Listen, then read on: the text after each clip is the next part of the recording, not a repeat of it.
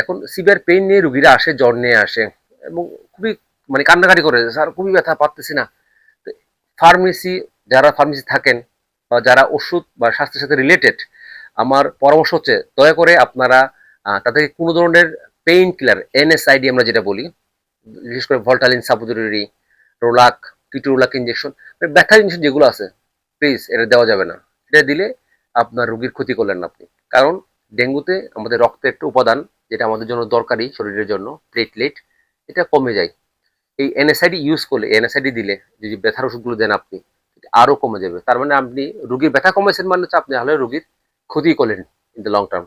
এই platelet count অনেক বেশি কমে গেলে আমাদের শরীরের বিভিন্ন যে অরিফিস গুলো আছে, নাক, মুখ, প্রস্রাবের রাস্তা, পায়খানার রাস্তা, ব্লিডিং হতে পারে। এবং এটা ব্লিডিং, যেটা আমরা বলছি ডেঙ্গু হেমোরেজিক ফিভার যেটা আমরা বলি, এটা তো বের হলে যদি বের না হয়, পেটের ভিতরে ব্লিডিং হয়, এটা কিন্তু দেখা টাফ।